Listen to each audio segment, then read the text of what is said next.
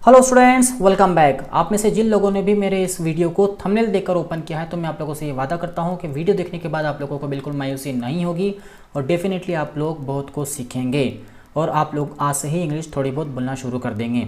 Video शुरू करने के पहले मैं आप लोगों से ये और कहना चाहता हूँ कि प्लीज़ आप लोग में से जिन लोगों ने मेरी पिछली 5 क्लासेस को अटेंड नहीं किया है आप उन क्लासेस को अटेंड करिए ताकि ये वीडियो भी आपको आसानी से समझ में आ सके और आप पिछला भी कुछ सीख सकें। मैं उन सभी वीडियोस का जो लिंक है इस वीडियो के डिस्क्रिप्शन बॉक्स में दे दूंगा।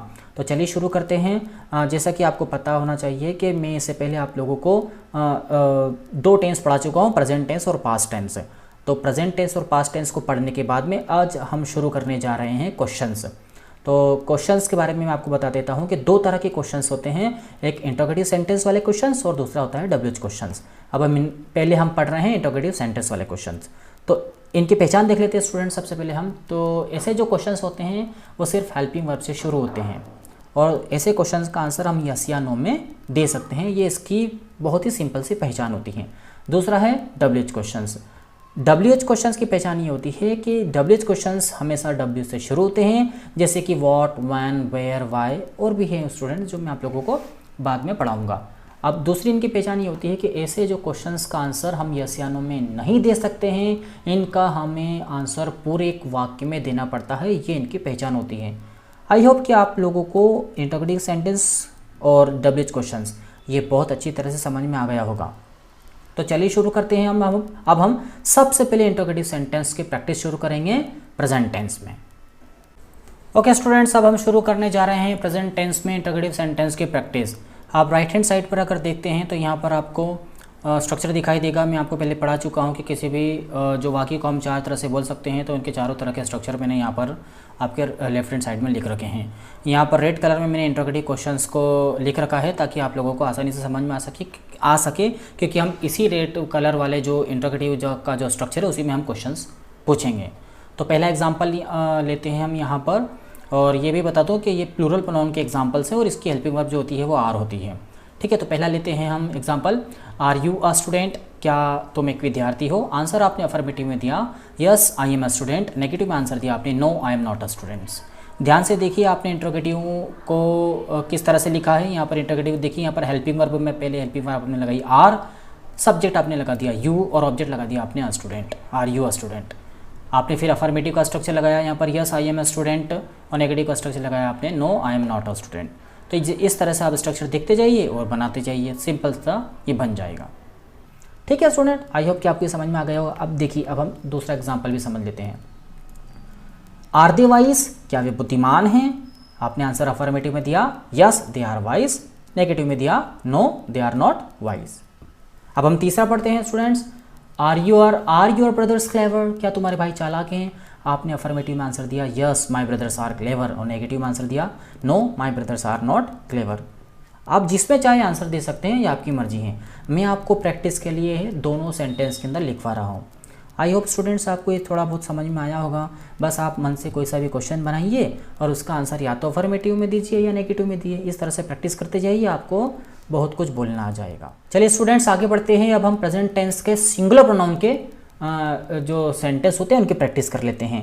सिंगुलर प्रोनाउन में हेल्पिंग वर्ब जो होती है वो इज़ होती है। ठीक है, अब हम पहला क्वेश्चन लेते हैं। Is he honest? क्या वह ईमानदार है? आंसर आपने अफर्मेटिव में दिया yes he is honest, negative में आंसर दिया no he is not honest. फिर मैं आपको याद दिला देता हूँ कि इंटरोगेटिव में आप इंटरोगेटिव का स्ट्रक्चर लगाइए, अफर्मेटिव में आप अफर्मेटिव का स्ट्रक्चर लगाइए, नेगेटिव में आप नेगेटिव का स्ट्रक्चर लगाइए। इस तरह से सिंपल आप पढ़ते जाइए, बोलते जाइए, आप लोगों को इंग्लिश धीरे धीरे आती जाएगी और आपकी ज़बान पर भी बहुत धीरे आसानी से आ जाएगी।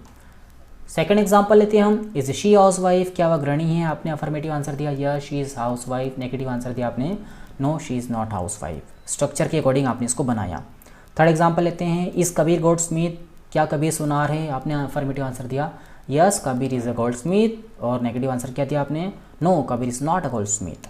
ठीक है, तो आई होप कि आपको ये भी समझ में आ गया होगा। स्टूडेंट्स अब हम आगे बढ़ते हैं। अब दूसरा टेंस लेते हैं पास्ट टेंस। बिल्कुल सेम वैसा ही रहेगा, सिर्फ इसकी हेल्पिंग वर्ब वगैरह चेंज हो जाएगी और स्ट्रक्चर वही रहेगा। यहाँ पर चार जो सेंटेंस होते हैं उनके चारों सेंटेंस के स्ट्रक्चर मैंने यहाँ पर लिख रखे हैं। राइट हैंड साइड वाली टेबल में देखिए। अब हम पहले प्लूरल प्रोनाउन के प्रैक्टिस कर रहे हैं। इसकी हेल्पिंग वर्ब होती है वर। तो पहला क्वेश्चन है वर यू टिमिड, क्या तुम डरपोक थे? आंसर अफर्मेटिव है yes I was timid. Negative answer no I was not timid. चलिए फिर से एक बार समझा देता हूँ।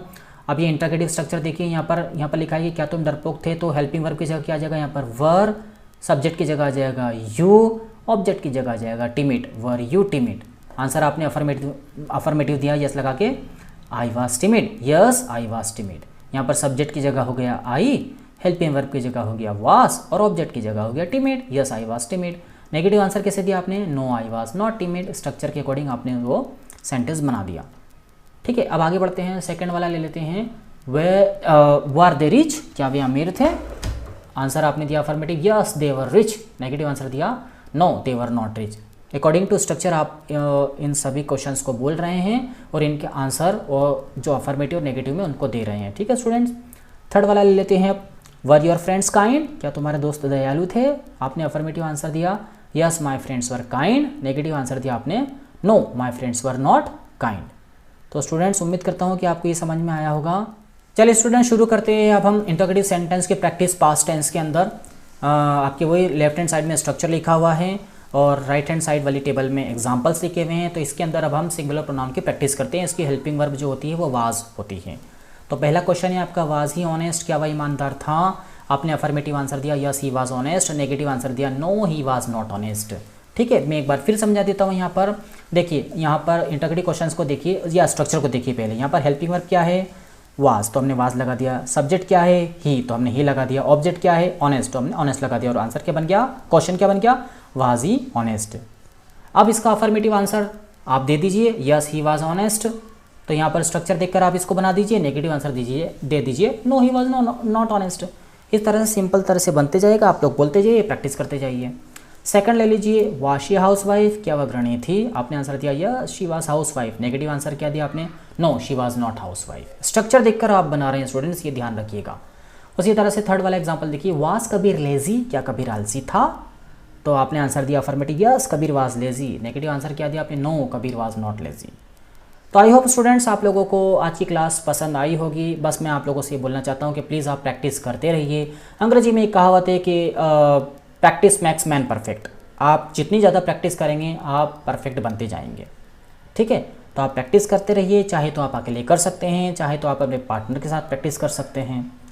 तो स्टूडेंट्स मैं आशा करता हूँ कि आप लोगों को आज की क्लास अच्छे से लगी होगी, अच्छे से समझ में आई होगी। अगर आप लोगों को आज का वीडियो पसंद आया तो प्लीज़ आप इसे लाइक करें, शेयर करें, मेरे चैनल को सब्सक्राइब करें ताकि आने वाली क्लासेस की इन्फॉर्मेशन आप लोगों को बड़ी आसानी से मिल सकें। तो स्टूडेंट्स मिलता हूँ मैं आप लोगों को अगली क्लास में। तब तक के लिए धन्यवाद।